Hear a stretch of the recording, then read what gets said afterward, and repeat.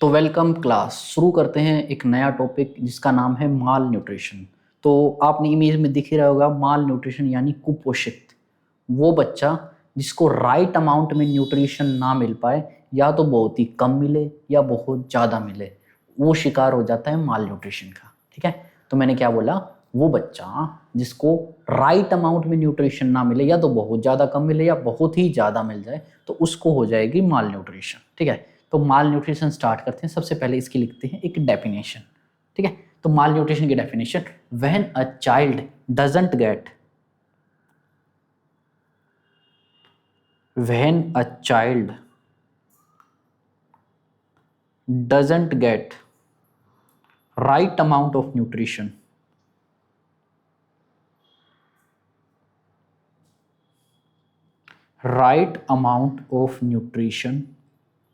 ठीक है, when a child doesn't get right amount of nutrition, ठीक है, either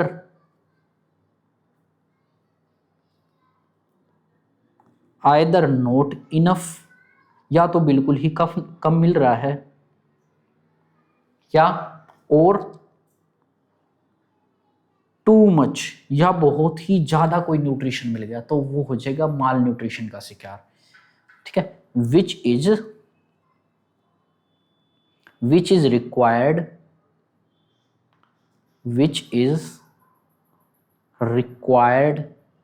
for proper growth and development. Proper growth and development. ठीक है, मैंने क्या बताया है, क्या लिखा है मैंने, देखो, when a child doesn't get right amount of nutrition, जब किसी बच्चे को राइट अमाउंट ऑफ न्यूट्रिशन ना मिले, राइट अमाउंट ऑफ न्यूट्रिशन मतलब आइदर नॉट इनफ और टू मच, या तो बहुत कम मिल रहा है या बहुत ज्यादा मिल रहा है, लेकिन जितना उसको चाहिए उतना नहीं मिल रहा है, या तो उससे कम मिल रहा है या उससे ज्यादा मिल रहा है। ठीक है, which is required for proper growth and development, जो उसके ग्रोथ एंड डेवलपमेंट को जितना चाहिए या तो उससे कम मिल रहा है या उससे ज्यादा मिल रहा है, तो वो होएगा माल न्यूट्रिशन। ठीक है, तो माल न्यूट्रिशन को शुरू करने से पहले 3 पैरामीटर है जो बहुत ही जरूरी होते हैं, जो यूज होते हैं इसके अंदर, तो लिख लेते हैं 3 पैरामीटर्स आर, 3 पैरामीटर जो बहुत ही ज्यादा जरूरी होते हैं न्यूट्रिशन के अंदर। 3 पैरामीटर बहुत ही ज्यादा जरूरी है। अगर ये 3 पैरामीटर समझ लिए तो ये मान लो आपका 30% माल न्यूट्रिशन हो गया खत्म। ठीक है, 3 पैरामीटर है। सबसे पहला पैरामीटर जो है height for age,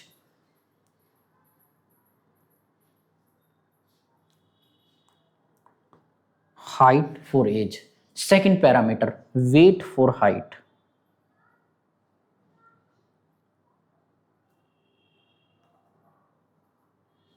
weight for height. Third parameter weight for age,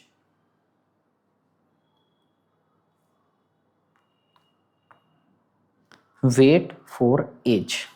अब देखिए ये है क्या, हाइट फॉर एज, हाइट का और वेट का और एज का। हाइट पहले में हाइट और एज का कंपैरिजन हो रहा है, सेकंड में वेट और हाइट का, थर्ड में वेट और एज का। तो देखो एक चीज देखो, किसी का भी वेट कैसे मैटर कर सकता है। जैसे सपोज करो किसी का वेट बढ़ रहा है या घट रहा है, ठीक है, तो ये डिपेंड करेगा वो क्रोनिक टाइम पे या एक्यूट टाइम पे कितना न्यूट्रिशन ले रहा है, या उतने शॉर्ट टाइम पे कितना न्यूट्रिशन लिया या नहीं लिया, या लंबे टाइम तक उसको न्यूट्रिशन मिला या नहीं मिला। फिर वही बात करें हाइट की, तो देखो हाइट का बढ़ना क्या एक्यूट न्यूट्रिशन पे डिपेंड करेगा? क्या आपको 1 महीने तक अच्छा न्यूट्रिशन मिल जाए और हम एक्सपेक्ट करें कि हाइट बहुत अच्छी डेवलप हो जाएगी? नहीं, हाइट का बढ़ना डिपेंड करता है क्रोनिक टाइम तक उसको कैसा न्यूट्रिशन मिल रहा है। 1 साल तक उसको जितना कैल्शियम मिल रहा होगा उसके अकॉर्डिंगली उसकी हाइट बढ़ेगी। ये नहीं कि 1 महीने तक अच्छा न्यूट्रिशन दे दो और 11 महीने तक ना दो, नहीं। हाइट का बढ़ना लंबे टाइम तक डिपेंड करता है। वेट का बढ़ना हो सकता है शॉर्ट टाइम भी, हो सकता है लॉन्ग टाइम भी। शॉर्ट टाइम जैसे बच्चे ने फास्टिंग कर दी, ठीक है, भूखमरी आ गई, 10 दिन तक उसको खाना ही नहीं दिया, तो उससे उसका वेट घट जाएगा। वहीं बच्चे को लंबे टाइम तक 1 साल तक प्रोटीन ना दो तो भी उसको प्रोटीन एनर्जी माल न्यूट्रिशन हो जाएगी। ठीक है, तो डिपेंड करे, वेट डिपेंड करता है एक्यूट और क्रोनिक दोनों कंडीशंस पे, और हाइट डिपेंड करती है केवल और केवल क्रोनिक कंडीशन पे। अब बात करते हैं पैरामीटर की। वेट हाइट फॉर एज, इसको बोला जाता है हाइट फॉर एज को स्टंटिंग। ठीक है, स्टंटिंग मतलब छोटा रह जाना। ठीक है, जिसकी हाइट एज के अकॉर्डिंगली छोटी रह गई तो उसको बोल देंगे स्टंटिंग। हाइट फॉर एज यानी हाइट एज के अकॉर्डिंगली कम हो गई, then this baby is suffer from stunting.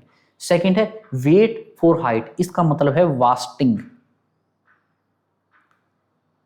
ठीक है, वास्टिंग यानी बेबी का वेट हाइट के मुकाबले कम हो गया। ठीक है, हाइट तो ठीक है लेकिन वेट कम हो गया, यानी बेबी हो गया पतला, वीक हो गया। ठीक है, इसका मतलब हो गया वीक। उसके बाद है weight for age, weight for age का मतलब अंडरवेट। अंडरवेट यानी उसका वेट एज के अकॉर्डिंग कम हो गया, जितना एज के अकॉर्डिंग वेट होना चाहिए था उससे कम है, यानी उस कंडीशन को बोलेंगे हम अंडरवेट। ठीक है, अगर आपको इतना नहीं समझ में आया तो इसको याद करने का बहुत ही आसान तरीका, इसको हिंदी में लिख लो। जैसे हाइट फॉर एज का को लिख लो छोटा बच्चा, इसको लिख लो हाइट फॉर एज, स्टंटिंग का मतलब है छोटा बच्चा। वहीं वेट फॉर हाइट यानी वास्टिंग, वास्टिंग का मतलब पतला बच्चा, पतला बच्चा। वहीं अंडरवेट का मतलब कम वजन वाला बच्चा।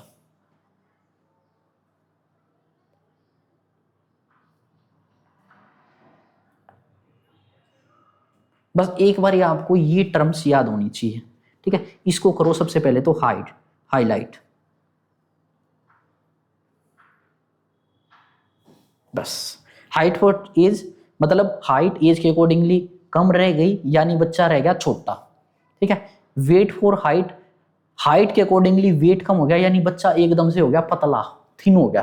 ठीक है, तीसरा वेट फॉर एज, एज के मुकाबले बच्चे का रह गया वेट कम, यानी बच्चा रह गया अंडरवेट, यानी उसका कम वजन वाला बच्चा रह गया। ठीक है, कम वजन वाला बच्चा रह गया। ओके, ये चीज 3 पैरामीटर आपको आ गए। अब बात करते हैं इसकी क्लासिफिकेशन। ठीक है, now we talk about the classification of malnutrition. ठीक है,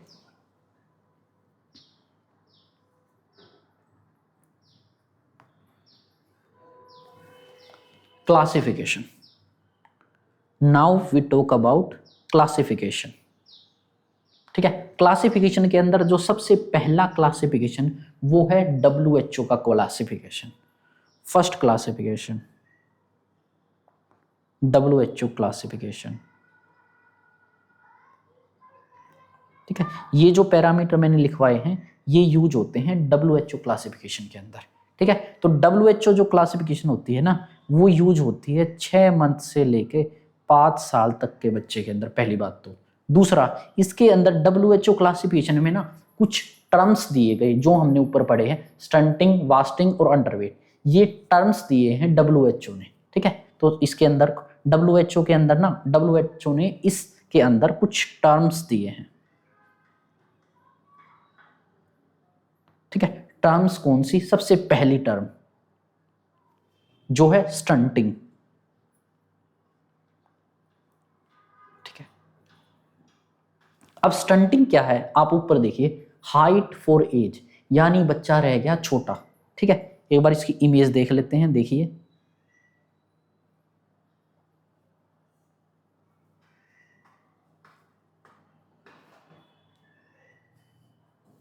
यहीं पे देख लेते हैं,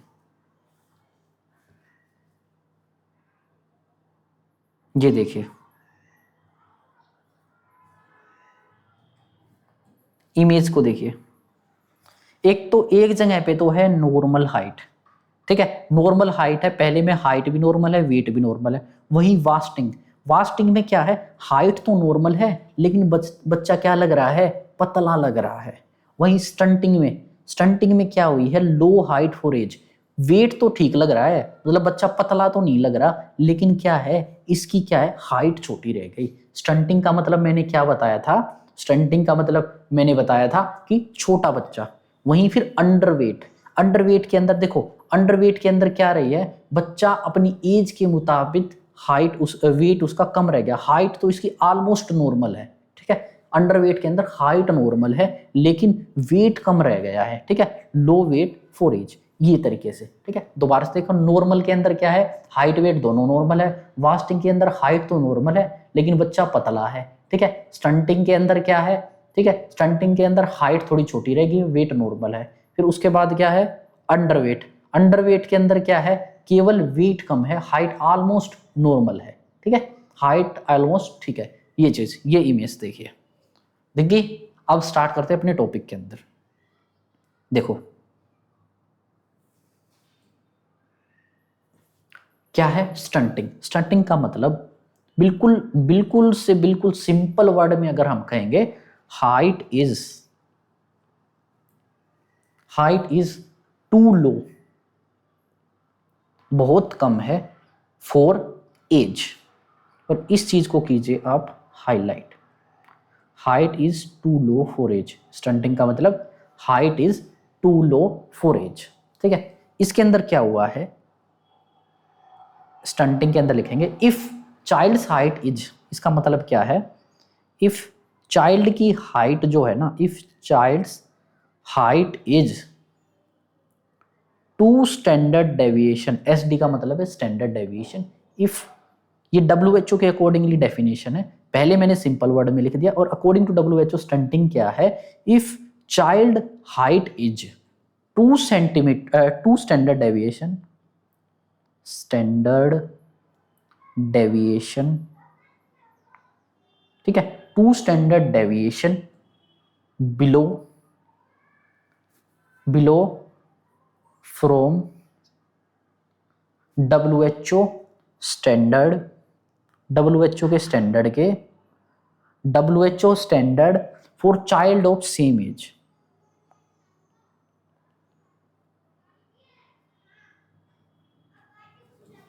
ठीक है भाई। क्या है WHO के अकॉर्डिंगली स्टंटिंग क्या है, अगर चाइल्ड की हाइट नॉर्मल बच्चों की हाइट से 2 स्टैंडर्ड डेविएशन कम रह जाती है तो उसको स्टंटिंग कहेंगे, बस, ठीक है।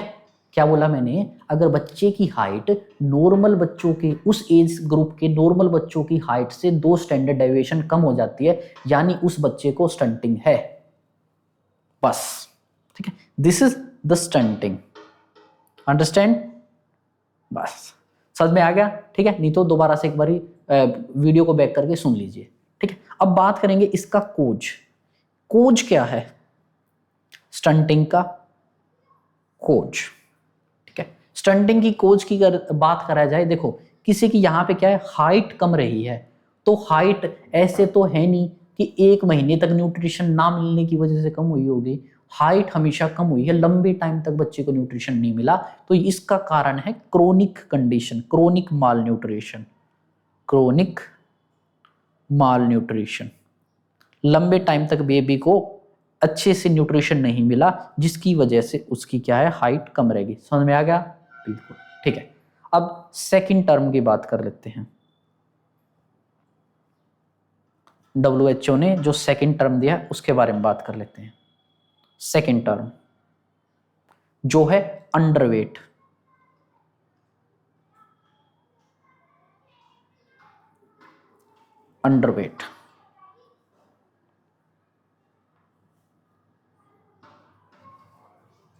ठीक है। अंडरवेट का मतलब एज पर टेक्निकल टर्म्स क्या है, वेट फॉर एज, यानी कम वजन वाला बच्चा, ठीक है। अंडरवेट को अगर बिल्कुल सिंपल लैंग्वेज में लिखूंगा तो मैं अंडरवेट को लिख दूंगा, वेट इज टू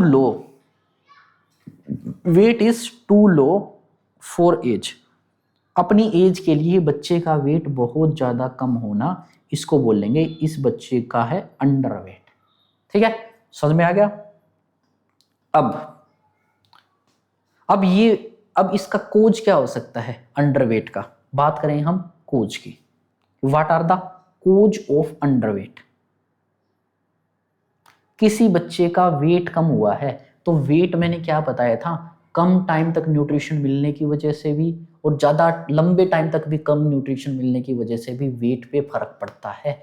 तो अंडरवेट का कोज हो सकता है, एक तो हो सकता है रीसेंट वेट लॉस, ठीक है, क्या हुआ बेबी को, एक बच्चे को क्या हुआ, एकदम से कोई बीमारी हो गई, डायरिया हो गया, जिसकी वजह से एकदम से बुखार हो गया, उसका वेट घट गया। या दूसरा क्रोनिक माल न्यूट्रिशन।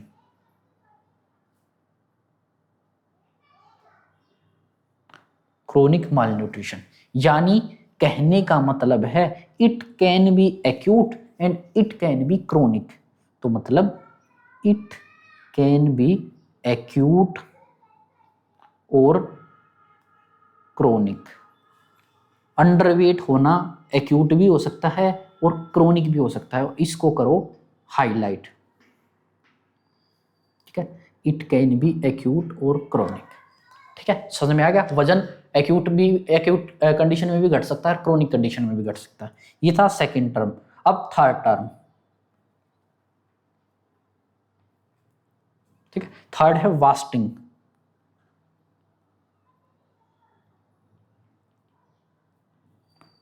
वास्टिंग, वास्टिंग का मतलब क्या है? सबसे पहले ऊपर देखो, वास्टिंग का मतलब वेट फॉर हाइट, यानी हाइट के अकॉर्डिंगली वेट कम रह जाना। ठीक है, यानी पतला बच्चा। ठीक है, तो वास्टिंग का मतलब बिल्कुल सिंपल लैंग्वेज में लिखूं तो वास्टिंग का मतलब baby is too thin, baby is too thin, बहुत ज्यादा पतला है बेबी। ठीक है, फॉर देयर हाइट, अपनी हाइट के कंपेयर में बेबी बहुत ज्यादा पतला है, और इस चीज को कीजिए आप हाईलाइट। ठीक है, इस चीज को कीजिए हाईलाइट, वास्टिंग। ठीक है, तो इसके अंदर वास्टिंग के अंदर कहेंगे कि वास्टिंग के अंदर भी सेम है कि अपने अकॉर्डिंग टू WHO बेबी का weight less than below than 2 standard deviation of normal weight of same age group. ठीक है, इसको टेक्निकल टर्म्स में अगर मैं लिखूं,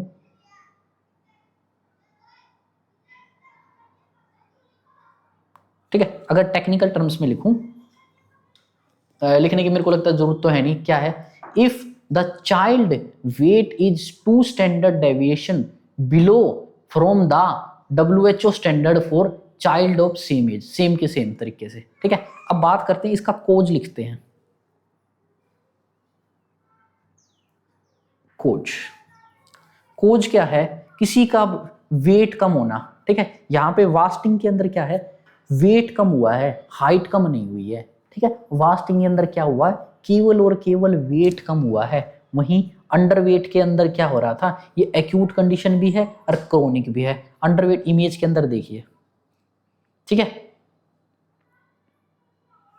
ओके, अब लिखते हैं हम wasting. Wasting can be, wasting का अगर कोज बात करें, एक तो सडन कोज हो सकता है, जैसे sudden lack of food intake, बच्चे ने एकदम से फूड इनटेक कम कर दी है। ठीक है, lack of food intake. Okay, और सेकंड इसका कोज हो सकता है एक्यूट इन्फेक्शन, कोई एक्यूट बेबी के अंदर इन्फेक्शन हो सकता है। यानी कहने की बात है कि जो वास्टिंग है ना, it is a acute condition. तो इसका मतलब it is a acute condition. तो ये क्या है, एक एक्यूट कंडीशन है वास्टिंग। ठीक है, समझ में आ गया, वास्टिंग है एक्यूट कंडीशन। ठीक है, ये दो देख सकते हो आप। ठीक है, वास्टिंग में क्या हो रहा था, लो वेट फॉर हाइट। ठीक है, हाइट तो नॉर्मल है लेकिन वेट कम है, तो हाइट को तो फर्क पड़ता है क्रोनिक टाइम से, लेकिन वेट को फर्क एक्यूट से भी पड़ सकता है और क्रोनिक से भी पड़ सकता है। यहाँ पे हाइट नॉर्मल है, तो क्रोनिक कंडीशन तो ये बिल्कुल नहीं होगी वास्टिंग। वास्टिंग होगी एक्यूट कंडीशन, यहाँ पे केवल वेट घटा है और वेट एक्यूटली घटा है, क्रोनिक इसलिए नहीं क्योंकि यहाँ पे हाइट नॉर्मल है। ठीक है, तो ये था आपका टर्म्स। ठीक है, ये तीनों टर्मिनोलॉजी खत्म। अब बात करते हैं इस क्लासिफिकेशन के बारे में। ठीक है, WHO क्लासिफिकेशन के अंदर दो टाइप से क्लासिफाई करा है WHO के अंदर। ठीक है, तो लिखते हैं, ये टर्मिनोलॉजी समझ में आ गई तो आपका WHO क्लासिफिकेशन हाफ हो गया। ठीक है, तो लिखते हैं क्लासिफिकेशन।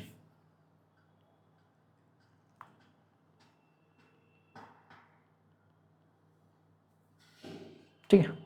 क्लासिफिकेशन सबसे पहले type,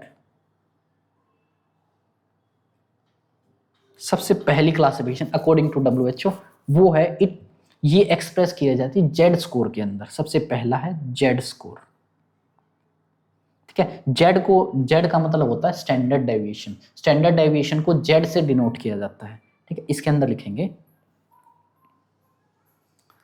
it is express in Z या स्टैंडर्ड डेविएशन, ठीक है। नॉर्मली जेड स्कोर, अपने को फॉर्मूला वगैरह कुछ याद करने की जरूरत नहीं, यहाँ पे केवल आपको नॉर्मल याद करना है कि नॉर्मल जेड स्कोर कितना होता है एक फुल्ली न्यूट्रिशन वाले बच्चे का। तो नॉर्मली जेड स्कोर होता है -2 से लेके +2 तक, ठीक है। और इसको करो आप हाईलाइट। नॉर्मल जेड स्कोर होता है अकॉर्डिंग टू WHO -2 से +2। अब बात करें जाए तो माल न्यूट्रिशन कितना होता है, ठीक है। तो माल न्यूट्रिशन की अगर बात करें जाए कि अगर लेस देन -2 है तो हम बोलेंगे इसको है मॉडरेट माल न्यूट्रिशन।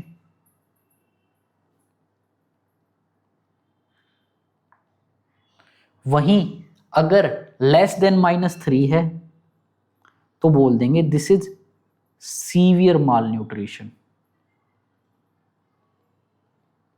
ठीक है। सीवियर माल न्यूट्रिशन, बस इतना ही है।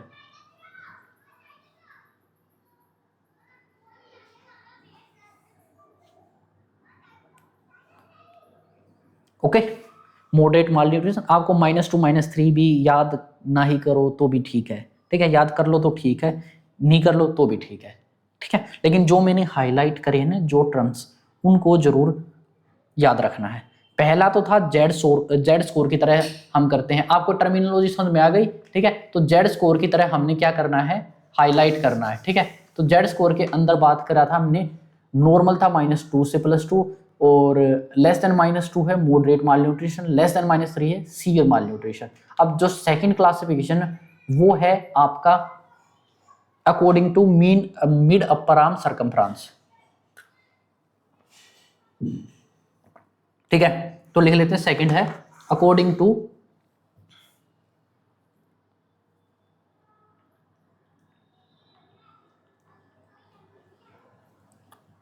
MUAC, mid upper arm circumference, mid upper arm circumference, ठीक है।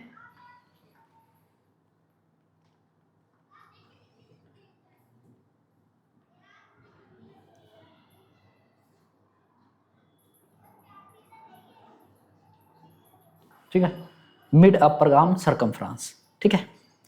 अब मिड अपर आर्म देखो ये आर्म है, ठीक है, इसके बीच का, ठीक है, जहां पे ये मिड है ना, सेंटर है, वहां का सरकमफ्रेंस अपने को बाइसेप्स का साइज चेक करना होता है बच्चे का, ठीक है। तो mid upper arm circumference check करने के लिए एक टेप का यूज किया जाता है। एग्जाम के अंदर 2020 एम्स दिल्ली के अंदर पूछी गई थी, जब तक नोट सेट नहीं था। शाकिर टेप का एक इमेज दिया गया था कि ये कौन सी टेप है, एक सेट के अंदर पूछा गया था। दूसरे में पूछा गया था कि किस टेप से, किस मेजरिंग टेप से हम माल न्यूट्रिशन का पता करते हैं, तो उसका आंसर था शाकिर टेप, ठीक है। तो लिख लेते हैं मेजर्ड बाय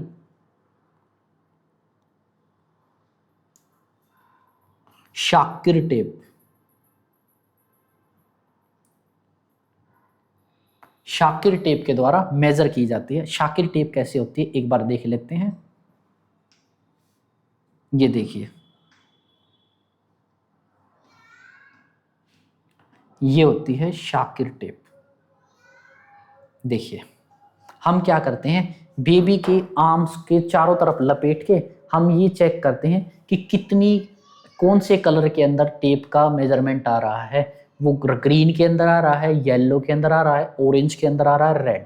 जो आपके पास इमेज है इसके अंदर 3 टाइप के कलर है। ग्रीन जिसका मतलब नॉर्मल है, येलो जिसका मतलब मॉडरेट माल न्यूट्रिशन है, और रेड जिसका मतलब सीवियर माल न्यूट्रिशन है। लेकिन आज के टाइम पे जो लेटेस्ट टाइप के अंदर जो शाकिर टेप यूज करी जा रही है, उसके अंदर 4 तरह के कलर होते हैं, ग्रीन, येलो, ऑरेंज और रेड, ठीक है। तो जो नॉर्मली जो बात, अभी इसको अगर थ्योरेटिकली हम लिखते हैं जो नॉर्मल आज के टाइम पे जो यूज करी जा रही है, इसके अंदर सबसे पहले शाकरी टेप के अंदर होता है क्या, कलर कोडिंग होती है, कलर कोड्स होते हैं। ठीक है, जो लेटेस्ट टाइम के अंदर यूज करी जा रही है उसके अंदर 4 कलर होते हैं। सबसे पहला जो कलर होता है सेम ग्रीन कलर का होता है, जिसका मतलब नॉर्मल है, बेबी के अंदर कोई माल न्यूट्रिशन नहीं है। नॉर्मल मतलब ग्रेटर देन 13.5 सेंटीमीटर है। बेबी का mid upper arm circumference greater than 13.5 centimetre आया है तो बेबी को कोई भी माल न्यूट्रिशन नहीं है।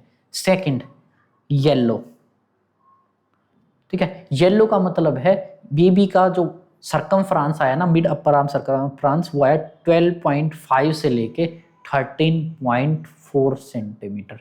इसका मतलब बेबी है बॉर्डर लाइन पे। ठीक है, माल न्यूट्रिशन है नहीं, केवल बेबी अभी बॉर्डर लाइन पे आया है। थर्ड जो लेटेस्ट है कलर है, वो नया कलर ऐड होया है जिसके अंदर कलर होता है ऑरेंज।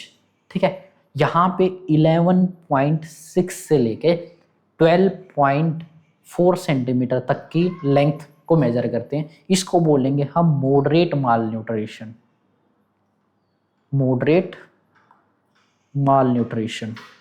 ठीक है, फिर लास्ट है रेड। रेड का मतलब यहाँ पे less than 11.5 centimetre, then this is severe malnutrition. ठीक है, this is severe malnutrition. ठीक है, ये था अकॉर्डिंग टू WHO। WHO वाला हो गया खत्म।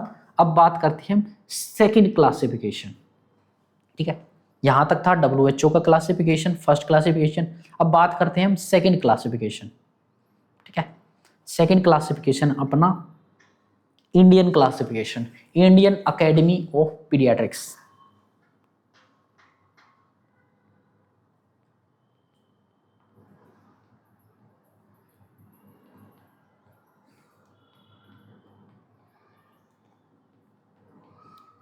इंडियन अकेडमी ऑफ पीडियाट्रिक्स के अकॉर्डिंगली क्लासिफिकेशन। ठीक है,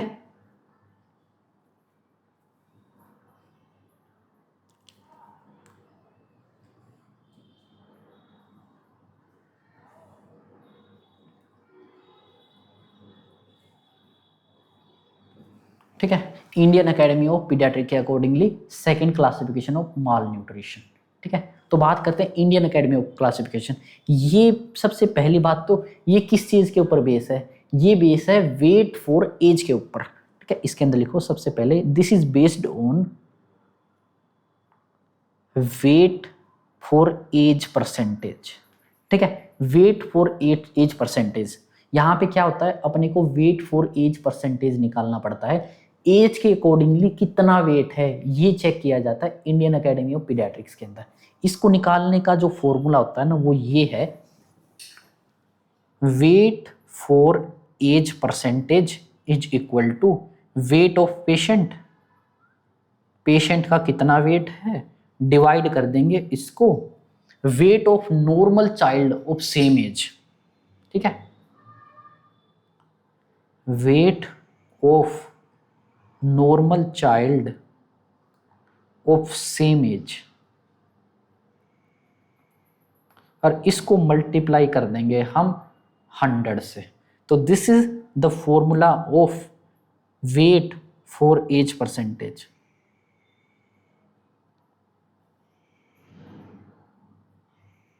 याद रख सकते हो तो वेरी गुड है, अगर याद नहीं रख पा रहे हो तो कोई बात नहीं, फॉर्मूला आपसे कोई नहीं पूछेगा।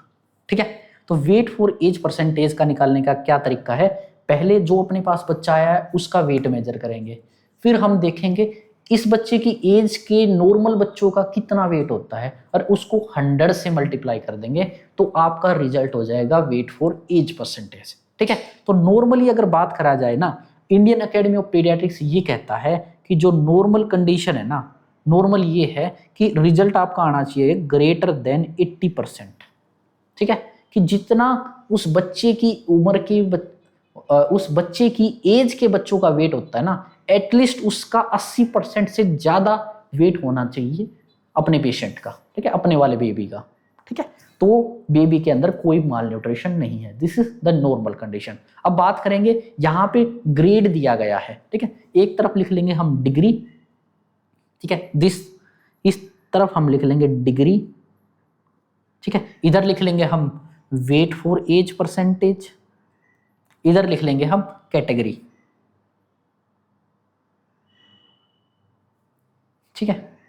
तो अब शुरू करते हैं। सबसे पहले ग्रेड 1,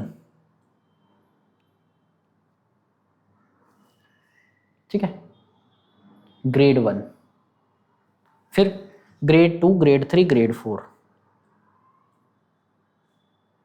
ग्रेड 2, ग्रेड 3, ग्रेड 4, ठीक है, इस तरीके से। अगर ग्रेड 1 की बात करा जाए, अगर वेट फॉर एज परसेंटेज आता है 71 से 80%, तो इसका मतलब है माइल्ड माल न्यूट्रिशन है बेबी के अंदर।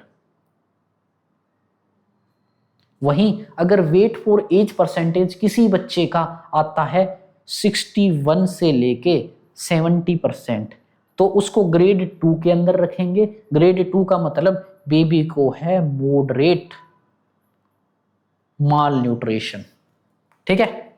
फिर वहीं ग्रेड 3 क्या कहता है कि बेबी के, अगर बेबी का वेट फॉर एज परसेंटेज 51 से लेके 60% तक आया है, यानी उसको है सीवियर माल न्यूट्रिशन। वहीं ग्रेड 4 ये कहता है, अगर बेबी का weight for age percentage less than 50% आया है, तो वो है ग्रेड 4, और उसको बोलेंगे, इस बेबी को है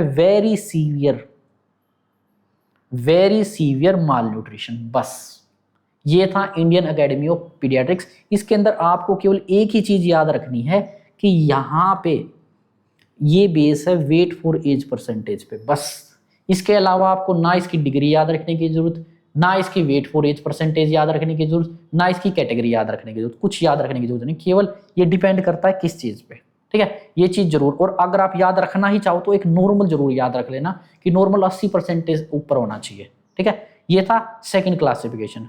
अब है थर्ड क्लासिफिकेशन, ठीक है। Now we talk about third classification.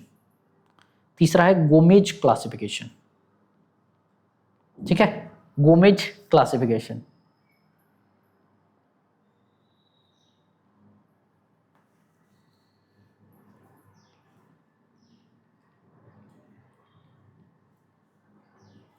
ठीक है, गोमेज क्लासिफिकेशन। देखो, जो ये होता है ना, Indian academy of paediatrics, India में एक तो इंडियन एकेडमी ऑफ पीडियाट्रिक्स वाला फॉलो होता है, एक WHO वाला फॉलो होता है। ये गोमेज क्लासिफिकेशन है, ये वेस्टर्न कंट्रीज के अंदर फॉलो होता है, इंडिया में इतना फॉलो नहीं होता। तो इसलिए इंडियन प्रोस्पेक्टस के लिए, इंडियन सिनारियो के लिए ये इतना ज़्यादा यूजफुल नहीं है, लेकिन अपने सिलेबस में है तो इसलिए हम करेंगे। इसमें ये बेस होता है same weight for age percentage के लिए, ठीक है। इसके अंदर लिखोगे based on weight for age percentage, जैसा इंडियन एकेडमी को पीडियाट्रिक्स है उसका as it is copy paste कर रखा है वेस्टर्न कंट्रीज ने, वेट फॉर एज परसेंटेज। लेकिन फर्क बस इतना है, इंडिया में माल न्यूट्रिशन के रूल इतने स्ट्रिक्ट नहीं है, यहाँ पे ज्यादा स्ट्रिक्ट रूल है।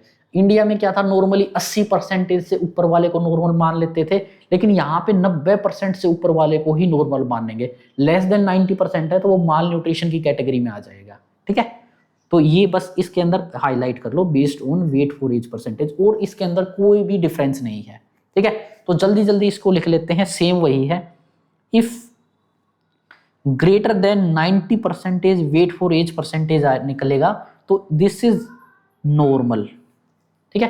अंडरस्टैंड। अगर इंडियन एकेडमी ऑफ पीडियाट्रिक्स क्या कहता था कि लेस देन ग्रेटर देन 80 है तो नॉर्मल है, लेकिन यहां पे क्या कह रहा है, ग्रेटर देन 90 है, ठीक है। इंडिया में क्या था, ग्रेटर देन 80 नॉर्मल, वहीं यहां पे गोमेज के अंदर क्या है, ग्रेटर देन 90। ओके, बस। अब इसके अंदर क्या है, अगर बेबी का कंडीशन, बेबी का वेट फॉर एज परसेंटेज आया है 76 से लेके 90, 76 से 90 आया है तो है माइल्ड माल न्यूट्रिशन।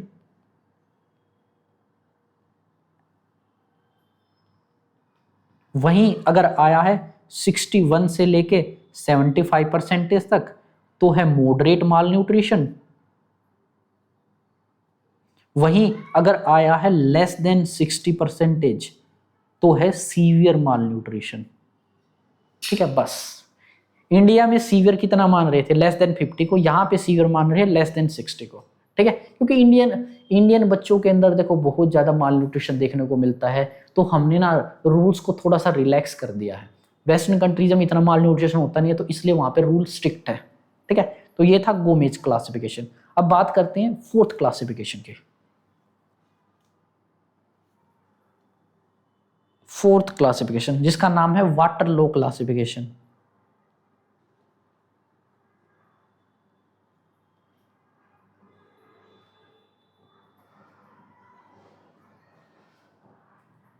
इसका नाम है वाटरलो क्लासिफिकेशन। देखो, वाटरलो क्लासिफिकेशन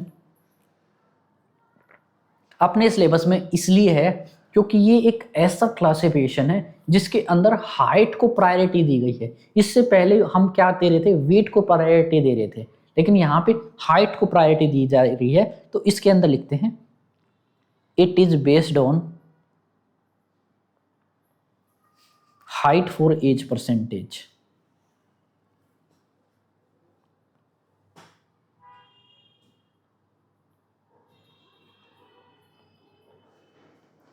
ठीक है, और इसको कीजिए आप हाईलाइट। ठीक है, ये बेस है हाइट फॉर एज परसेंटेज के ऊपर।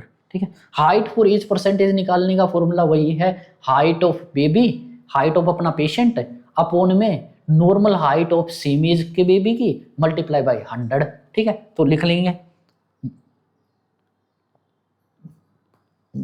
Height for age percentage is equal to height of अपना जो पेशेंट है divided by height of normal child, height of normal child of same as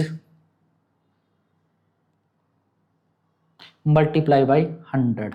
बस अगर याद रह जाए ये फॉर्मूला तो ठीक है, ना तो कोई दिक्कत नहीं है। ठीक है, तो ये है हाइट फॉर एज परसेंटेज का फॉर्मूला। ठीक है, तो इसको थोड़ा एक्सप्लेन करते हैं। तो इसके अंदर मानना जाता है इफ ग्रेटर देन 95% है तो वो बेबी है नॉर्मल। किसी बेबी की height for age percentage more than 95 आई है यानी बेबी है normal.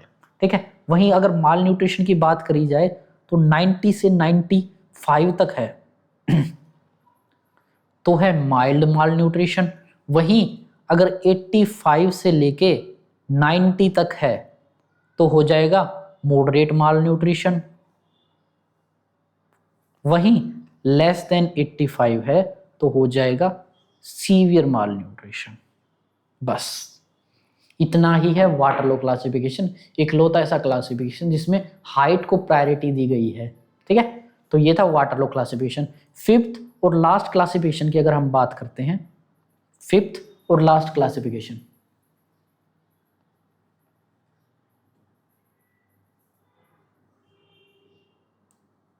Fifth classification Wellcome Trust classification.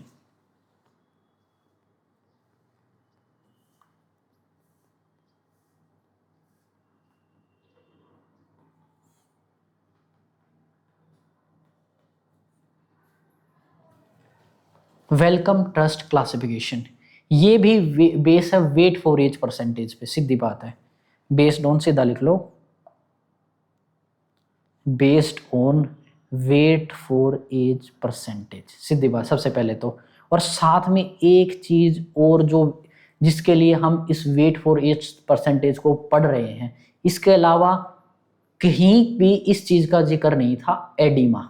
Oedema का कहीं भी जिक्र आज तक किसी ने नहीं किया था। एक ट्रस्ट बनी वेलकम ट्रस्ट क्लासिफिकेशन, वहां पे वेट फॉर एज परसेंटेज को तो दिखा गया, साथ में एडिमा को भी इंक्लूड कर दिया गया। ठीक है, एंड एडिमा, और इस चीज को करो आप हाईलाइट। जिस चीज के लिए इसको पढ़ते हैं उसका रीजन है oedema, based on weight for age percentage and oedema. ठीक है, वो क्लासिफिकेशन जिसके अंदर हम एडिमा को भी पढ़ा जाता है वो है वेलकम ट्रस्ट क्लासिफिकेशन। केवल आपको वेलकम ट्रस्ट क्लासिफिकेशन में इतना ही याद करना है, इसके अलावा जो चीज़ है वो याद होती है तो ठीक है, ना तो ठीक है। तो बात करते हैं टाइप्स की। इसके अंदर वेलकम ट्रस्ट क्लासिफिकेशन के अंदर सबसे पहले तो एक चीज लिख लो इसके अंदर, it use kwashiorkor, kwashiorkor, ORKER, ये स्पेलिंग है क्वाशियोरकर की, and marasmus word first time. तो यही वो ट्रस्ट थी जिसने क्वाशियोरकर और मेरेस्मस को दुनिया में पहली बार यूज किया, तो इसलिए हम ये इसको पढ़ते हैं, ठीक है। It use kwashiorkor and marasmus word first time, ठीक है। तो इसके अंदर क्या है, बात करते हैं इसके अंदर, ठीक है। वेलकम ट्रस्ट क्लासिफिकेशन के अंदर एक तरफ लिख लेते हैं हम टाइप, ठीक है, एक तरफ लिख लेते हैं वेट फॉर एज परसेंटेज, एक तरफ लिख लेते हैं हम एडिमा, ठीक है। अब देखते हैं सबसे पहले टाइप के अंदर, सबसे पहले वेट, कोई भी बच्चा अपने पास आया है, हमने उसकी दो चीज देखनी है, एक तो उसका weight for age percentage measure करना है, एक ये चीज देखनी कि उसके अंदर एडिमा प्रेजेंट है या नहीं है, बस।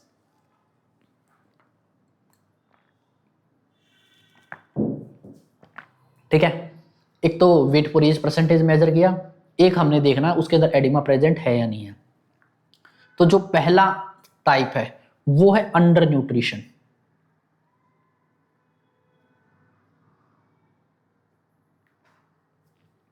अंडर न्यूट्रिशन का जो वेट फॉर एज परसेंटेज है वो है 60 से लेके 80% तक, ठीक है। अगर किसी का weight for age percentage 60 to 80 तक आता है तो वो उसको हम रखेंगे अंडर न्यूट्रिशन के अंदर, ठीक है।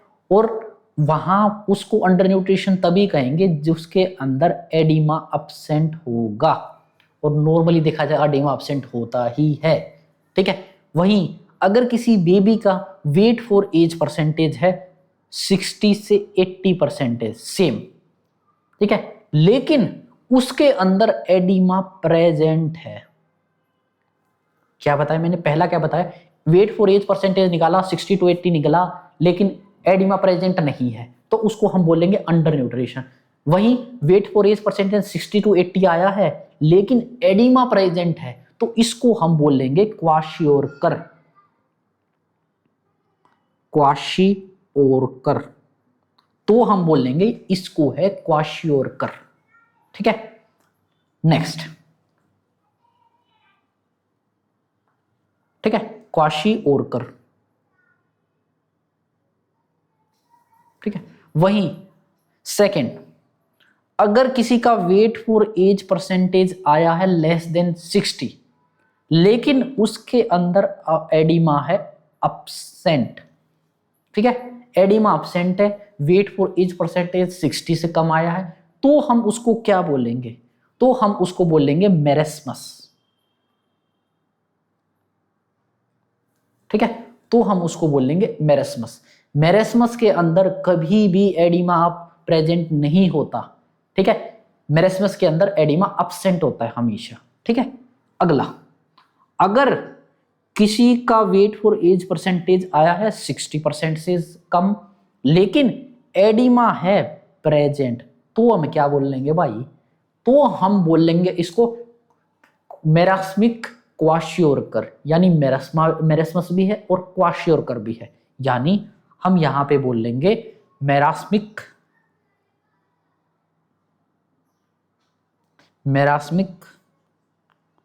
क्वाशियोरकर, बस ये चीज। इतना था वेलकम ट्रस्ट क्लासिफिकेशन, जिसके अंदर आपको दो चीज याद रखनी है, एक तो वेट फॉर, एक तो इसके अंदर एडिमा को सबसे पहले नोट किया गया है, दूसरा इसके अंदर क्वाशियोरकर और मेरेस्मस वर्ड का पहली बार यूज किया गया, बस। इसके अलावा इसको और कुछ याद रखने की जरूरत नहीं है आपको, ठीक है। अब बात करते हैं माल न्यूट्रिशन की इटियोलॉजी की। What is the aetiology of mall nutrition?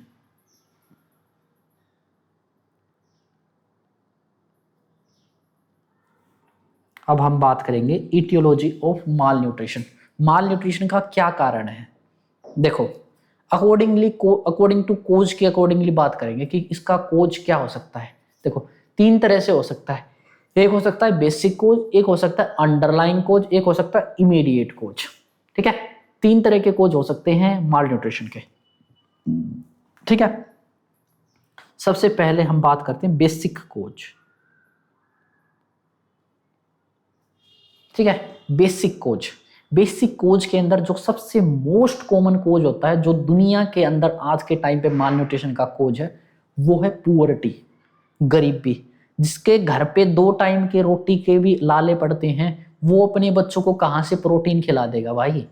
यहाँ पे 2 टाइम की रोटी जुटाना ही मुश्किल है, 2 टाइम का खाना जुटाना ही मुश्किल है, तो कहाँ से प्रोटीन की रिक्वायरमेंट फुलफिल करेगा अपने बच्चों की? बच्चे हो गए 15-20 और 2 टाइम की रोटी माँ बाप को नहीं मिल रही, तो उसके अंदर बच्चों के अंदर माल न्यूट्रिशन होगा ही होगा। तो बेसिक के अंदर सबसे पहला कोज है पुअर्टी, इसलिए हम दो हमारे दो। ठीक है, इसको लिखिए, ये है मोस्ट कॉमन कोज। दुनिया में मोस्ट कॉमन कोज है पुअर्टी, गरीबी। ठीक है, सेकंड पॉलिटिक्स। जैसे किसी देश के अंदर पॉलिटिकल अनस्टेबिलिटी है, जैसे अफगानिस्तान, वहां पे कभी तालिबान का राज आ जाता है, कभी किसी सरकार का राज आ जाता है, कभी अमेरिका आ जाता है, कभी रूस आ जाता है। ठीक है, उसकी वजह से वहां पे पॉलिटिकल अनस्टेबिलिटी होने की वजह से वहां के बच्चों की न्यूट्रिशन रिक्वायरमेंट फुलफिल नहीं हो पा रही है। देश के अंदर भुखमरी की हालात है, अनाज पैदा ही नहीं हो रहा है और बाहर से अनाज आ नहीं पा रहा है। ठीक है, सीरिया, ठीक है, जैसे इस टाइम पे यूक्रेन वैसे तो बोला जाता है ब्रेड बास्केट ऑफ यूरोप, लेकिन यूरोप में आज के टाइम पे रशिया क्या कर रहा है? बहुत ज्यादा बॉम्बिंग कर रहा है, जिसकी वजह से वहां की क्रॉप्स डैमेज हो चुकी हैं। खेतों के अंदर बम मार दिए हैं रूस ने, जिससे वहां पे क्रॉप्स ही नहीं उग रही है। वहां पे पॉलिटिकल अनस्टेबिलिटी है, वार चल रही है, जिसकी वजह से वहां पे माल न्यूट्रिशन देखने को मिलती है। तीसरा, सोशियो कल्चरल। ठीक है, सोशियो कल्चरल एग्जाम्पल, कल्चर कैसे करता है? जैसे जैन कम्युनिटी है, कभी भी लहसुन और प्याज नहीं खाते, तो कुछ वाइटल न्यूट्रिएंट जो लहसुन प्याज में है, उससे वो बच्चा लाइफ टाइम तक दूर रहेगा। वहीं वेजिटेरियन, जैसे हम सभी लोग वेजिटेरियन हैं, तो वेजिटेरियंस को कुछ वाटर सोल्यूबल विटामिन है वो नहीं मिल पाते। बहुत सा प्रोटीन का सोर्स कम होता है हमारे पास। गिनती चुनती के क्या है? एक तो अपना दालें हैं, दूध है, पनीर है। वहीं कोई बंदा क्या मान लो लैक्टोज इंटॉलरेंट हो गया और वो वेजिटेरियन भी है, तो उसके प्रोटीन के सोर्स हो गए लिमिटेड, जिसकी वजह से उसके अंदर प्रोटीन की माल न्यूट्रिशन हो सकती है। ठीक है, ये चीज।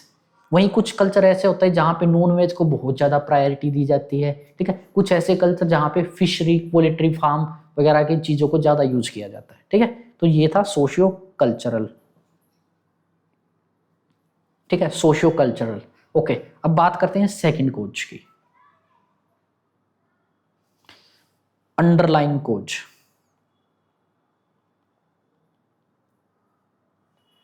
ठीक है, अंडरलाइन कोज की अगर बात करा जाए तो अंडरलाइन कोज के अंदर आता है जैसे पुअर फूड सिक्योरिटी।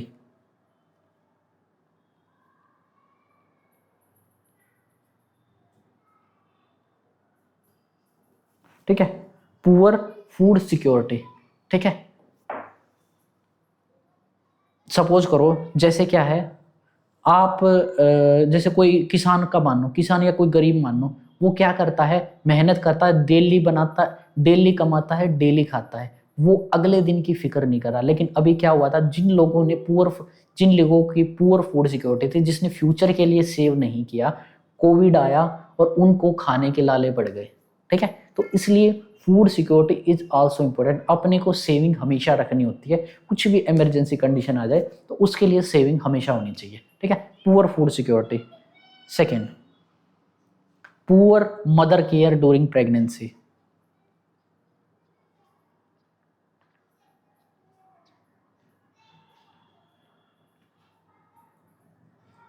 ठीक है, कुछ कुछ जगह पे ऐसा देखने को मिलता है कि प्रेगनेंसी के टाइम पे माँ को कंप्लीटली इग्नोर कर दिया जाता है।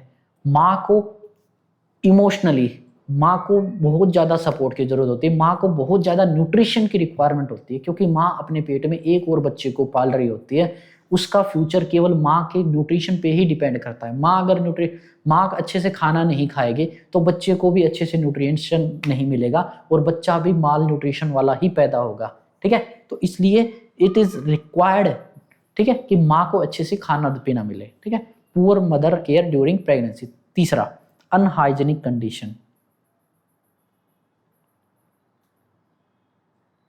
अनहाइजेनिक कंडीशन जैसे किसी को बार बार फूड पॉइजनिंग हो रही है, किसी छोटे से बच्चे को बार बार फूड पॉइजनिंग हो रही है अनहाइजेनिक खाना खाने की वजह से, तो उसकी वजह से क्या होएगा, वो बच्चा माल न्यूट्रिशन का शिकार हो जाएगा। ठीक है, थर्ड कोज की बात करते हैं हम।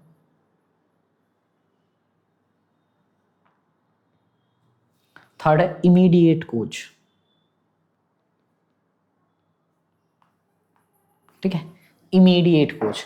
इमीडिएट कोज के अंदर जैसे मुस्लिम्स की अगर बात करें, मुस्लिम्स में चलती है फास्टिंग, वहां पे रोजे रखे जाते हैं, तो कई 25-30 दिन या कुछ ज़्यादा लंबे टाइम तक होते हैं, वहां पे रोजे रखे जाते हैं, तो एक फास्टिंग स्टेज है। तो फास्टिंग स्टेज पे अगर कोई बच्चा भी जैसे रोजे रखता है, वैसे आई डोंट नो बच्चे रखते हैं या नहीं रखते, तो जैसे कोई बच्चा अगर फास्टिंग स्टेज पे रहेगा 1 महीने तक, वो उसको प्रॉपर अमाउंट में न्यूट्रिशन नहीं मिलेगा, तो उसके अंदर रिस्क बढ़ जाएगा माल न्यूट्रिशन होने का। ठीक है, लिख लेते हैं फास्टिंग एंड डाइटिंग। जो डाइटिंग का कल्चर जो आज के टाइम पे बहुत फेमस है, डाइटिंग। ठीक है, इसके अंदर क्या होता है, ठीक है, कि कोई अपना किसी बच्चे को ना, मेनली फीमेल्स के अंदर ये देखने को मिलता है, अपने वेट के लिए बहुत ज़्यादा कॉन्शियस हो जाती हैं। ठीक है, कोई फीमेल चाइल्ड है बहुत ज़्यादा ओवर कॉन्शियस एज से पहले ही हो गया और उसने डाइटिंग करनी शुरू कर दी, बिल्कुल फूड को एब्सटेन कर दिया, जिससे उसके अंदर माल न्यूट्रिशन का खतरा बढ़ जाएगा। ठीक है, LBW इमीडिएट कोज। कोई बेबी पैदा ही हुआ है लो बर्थ वेट के साथ, तो उसके अंदर तो भाई ज़्यादा ही चांस होगा माल न्यूट्रिशन होने का। Third, infection. अगर किसी बच्चे को बार बार फ्रीक्वेंटली रिकरेंट इन्फेक्शन होने लग रहे हैं, ठीक है, अगर किसी बच्चे को रिकरेंट इन्फेक्शन होने लग रहे हैं, तो उसके अंदर बहुत ज़्यादा रिस्क हो जाएगा माल न्यूट्रिशन का। रिकरेंट इन्फेक्शन भी ज़्यादातर बात करा जाए, एक रेस्पिरेटरी, जैसे बार बार निमोनिया हो रहा है, एक GIT, उसको डायरिया होने लग रहा है बार बार, ठीक है, फूड पॉइजनिंग होने लग रही है। इन्फेक्शन की भी बात करें तो एक तो रेस्पिरेटरी इन्फेक्शन और एक GIT इन्फेक्शन। ठीक है, ये चीज़ अगर किसी को ये चीज़ें होने लग रही है तो उसके अंदर भी माल न्यूट्रिशन का खतरा होएगा। ठीक है, अब बात करते हैं असेसमेंट की। असेसमेंट, नेक्स्ट है असेसमेंट।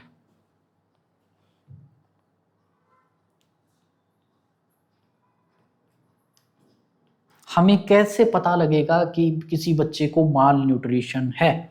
असेसमेंट, देखो असेसमेंट 2 टाइप से होती है। ठीक है, एक तो पहली बात तो माइल्ड माल न्यूट्रिशन और दूसरा है moderate to severe malnutrition. तो सबसे पहले मैं बात करूंगा असेसमेंट 2 टाइप की होएगी, एक तो होएगी माइल्ड माल न्यूट्रिशन की और एक होगी moderate to severe malnutrition.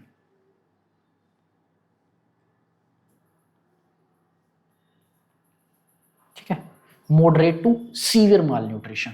तो सबसे पहले मैं बात करता हूं माइल्ड माल न्यूट्रिशन की।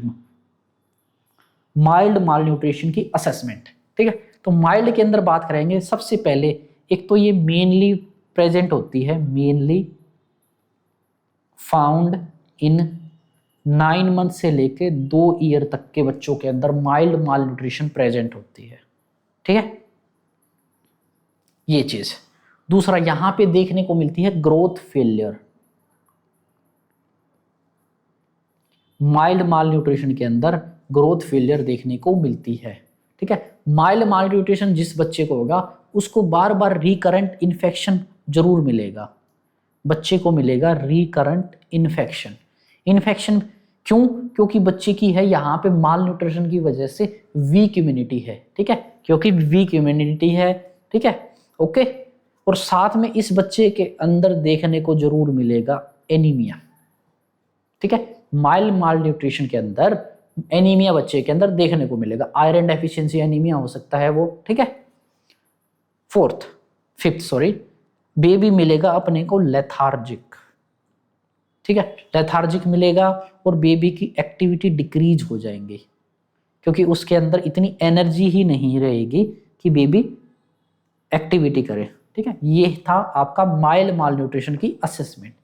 अब नेक्स्ट है moderate to severe malnutrition, जिसके अंदर हम पढ़ेंगे क्वाशियोरकर और मेरेस्मस के बारे में। ये पढ़ेंगे हम नेक्स्ट लेक्चर के अंदर। Thank you.